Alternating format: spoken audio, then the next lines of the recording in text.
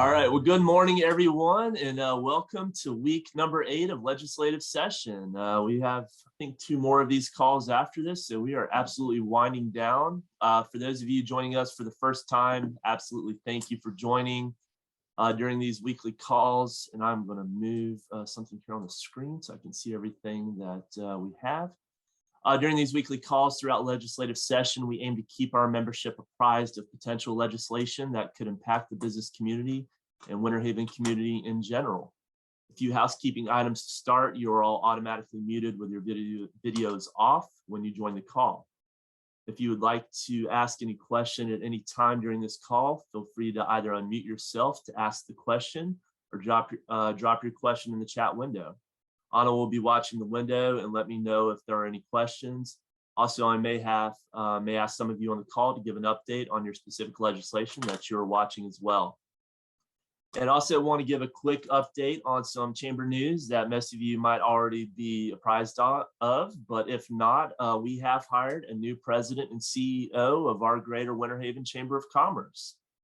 Miss Sarah Beth Wyatt has accepted the job yesterday, and y'all probably know Sarah Beth from her role on the school board, as well as a million other things around town, most notably with the theater in Winter Haven. So we are absolutely thrilled to have Sarah Beth joining the team and hopefully taking these calls over the next time we do them, or at least in the near future. But she's going to be great. We're all really excited. She's super excited. And again, we're sitting at a great, I don't even call it a plateau. We're just at a great point here with the chamber. We got to announce yesterday in our board meeting that we are back to pre-COVID levels of our membership, which is just absolutely phenomenal. Great round of applause to Miss Anna to my right here and everyone else on the team. So we are thriving and just can't wait for this next chapter with the chamber. So with that said, we'll go ahead and jump into the call. And I assume everyone can hear me and I'm not just talking with something muted or something not running, but I think we're good to go and we'll jump right in. Yep, got a thumbs up, so we're good to go. And again, just a quick agenda today, and I'm not even sure if we'll be longer than we normally on. I think Mr. Davis is probably held up with some budget issues. He's not on the call and normally gives a great update, but if he does pop on, or if we get him next week, I'm sure he'll update us with all the cool things going on with the Senate and everything else up on Capitol Hill. Again, here's our fearless team, probably getting a little weary and ready to come home, but again, they're doing great work and hopefully they won't go too far into overtime on this session. At the beginning of session, we did create our own Winter Haven Chamber of Commerce legislative priority statement. If you haven't received that document or read it in the past, we'll be more than happy to send it to you. But obviously, we have some big ticket items on there around economic development, healthcare, city objectives, as well as Polk State and some other community partners that we've helping them achieve their objectives. And again, we do have the tool. If you're perusing the chamber website, we are monitoring even some of the smaller bills out there. Again, if a bill hasn't seen the light of a committee conference room at this point, it will not be heard at this point in session. So better luck to you next time. But again, if there is something that we are not aware of or just missing, or you'd like to get more input on in these calls, please let us know. But we are trying to track everything that's pertinent to the Winter Haven business community through this tool.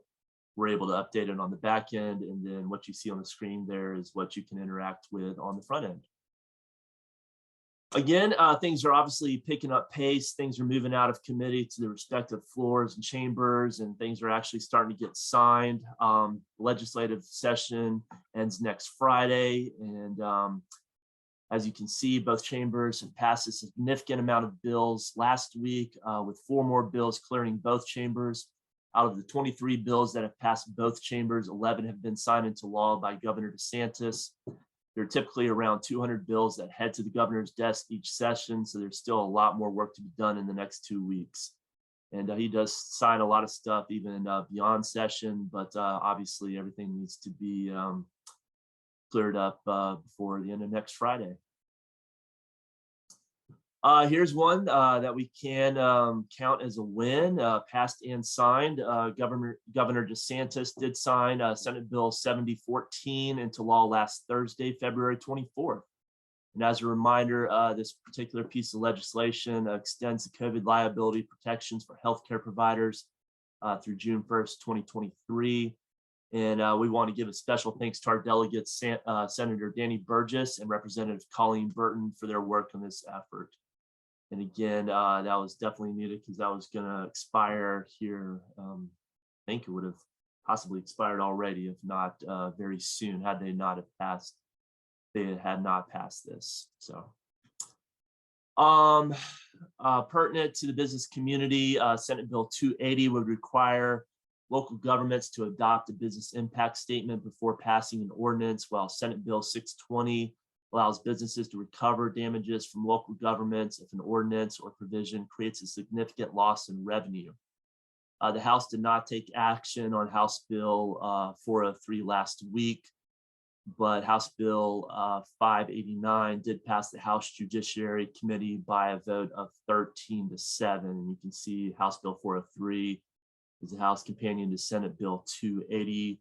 And then House Bill 569 is companion to Senate Bill 620. So some movement there, and I think they're still on track, but obviously we'll know by next Friday.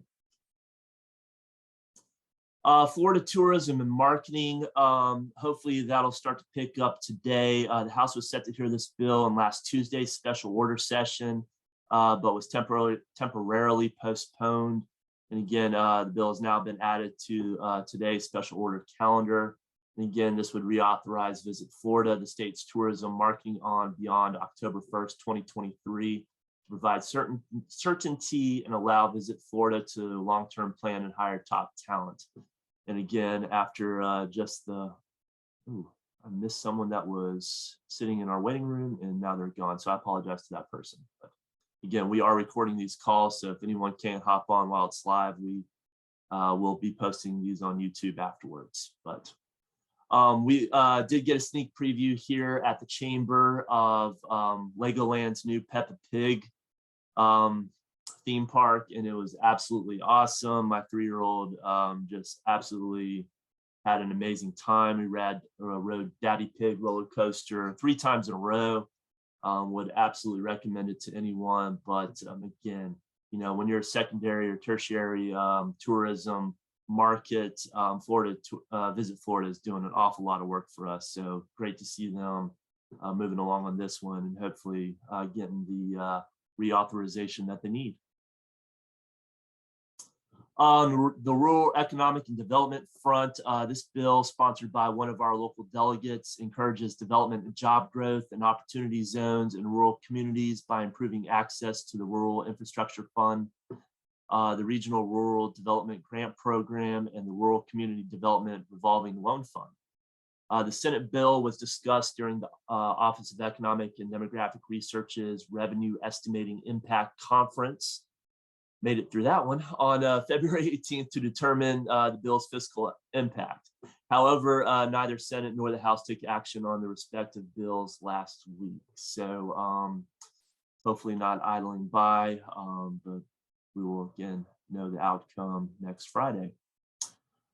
Another one that's kind of on, I don't know if it's on the back burner, but we're waiting to see more action. Student assessments. Again, this would get away from our end of year FCAT or just the one shot and done student monitoring system to a throughout the year student assessment progress monitoring testing system. Again, this is Senate Bill 1048 with Senator Manny Diaz, and with House Bill 1193 with Representative Renee Placentia. The last movement there did pass the Education Employment Committee 13-5, but I think that's older info, right? We're still waiting to see some movement going forward.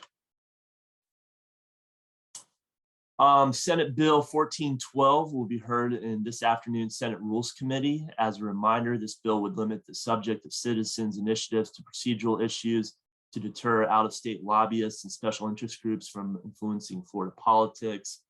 And again, we have Constitution in the state of Florida that sometimes amendments will be added to that particular groups think subverts the legislative process. So trying to make that a little more challenging for people to make sure that things are not cemented into our Florida Constitution and that they are being coming through the intended legislative process with the checks and balances therein. So that is on the Rules Committee for today, March 1st. Consumer data privacy, House Bill 9 is a huge priority for both House Speaker Sprowls and Governor DeSantis during the session, as it regulates companies that collect or sell consumer data and provides consumers the right to request that that data be corrected, deleted, or not sold. The biggest concern is that this bill contains a private right of action as an enforcement mechanism if a business fails to correct, delete, or stop selling personal information.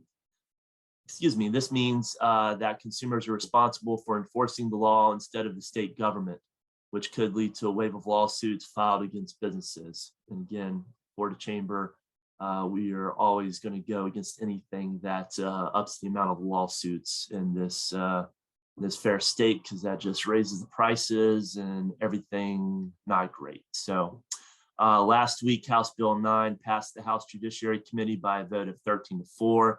And is on today's special order calendar. So yeah, hopefully we'll see some movement and get an update again on next week's call. And redistricting, I know a lot of you are seeing a lot of different maps out there, and I'm sure we'll continue to see that as we go through this process. It is definitely getting more political. And as Mr. Chad Davis out of Senator Stargill's office told us last week, sometimes we'll go into overtime and session will have to be extended to pass the budget. There is concern that we might need to extend session this year due to redistricting. So the House Redistricting Committee has approved the 2 congressional maps that you see here last week, one primary map and one secondary map. The primary map downsizes the highly contested District 5 so that it is solely contained within Duval County. The secondary map leaves the Jacksonville to Tallahassee District 5 in place.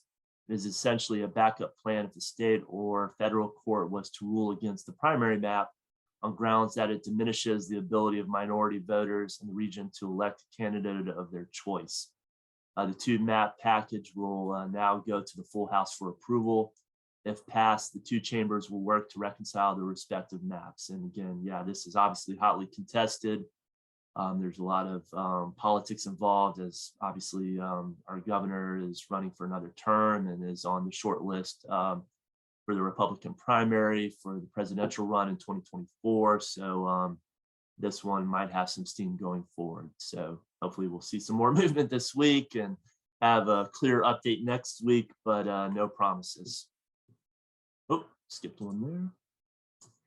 And again, still working through the budget. Mr. Davis was on, obviously he would be able to give us a really up to the minute detailed look on what is going on. Again, Senator Stargill is chair of the Senate Appropriations Committee, which, you know, they're the checkbook, they're the overseers of the fund. So I am sure they are just going 1,000 miles a minute right now. So as soon as they can pop up and give us an update, I'll be really interested to just kind of see how the sausage is being made on that. But again, we are constitutionally mandated in the state of Florida to pass a balanced budget. So whether or not session rings out on Friday, next Friday, they still got to pass the budget. So again, for both redistricting or the budget, those are drivers for having to go into overtime. And it's possible that 1 or 2 could make that happen. So we'll continue to monitor, and as hopefully we'll have a clear picture for next Monday's call. Which brings us to the end of the prepared remarks. Again, Mr. Davis from Senator Stargell's office is not on the call, but if there's anyone else that wants to give an update, and I apologize, do see some questions here in the chat. Mr. Reese, would you like to give an update from Weber? Yeah, thank you. Thank you, Nick. And yes, sir. I just would like to make an appeal. I know I mentioned a couple of weeks ago about the EASE funding, the voucher program that provides about $2,800 to Florida residents to attend private not-for-profit schools. They're looking on the House side, as we talked about a couple of weeks ago, to implement some criteria that's really unjust. It's going to impact many schools and many residents. It's going to impact the historically Black colleges here in a negative way. On the House side, the Senate doesn't seem to be too keen on the actual restrictions, but the Association for the Independent Colleges of Schools has a petition. So I just want to make an appeal. I know here at Weber, about 500 students received that. And the idea behind the voucher program is kind of to level the playing field with the state universities so students can attend those much needed programs. So if you don't mind, I'd just like to put that ICUF website in there in the chat for you guys. And if you know anyone, 5 schools in the county that play a big part in our economic development will be impacted. That's Weber, Warner, Kaiser, Florida Southern, and Southeastern. So I think everybody on the call probably knows 1 or 2 graduates or students that are currently going there. So I think it's just an important thing for the continued growth of the county and the businesses in the county. So if you don't mind, I'll just put that in the chat.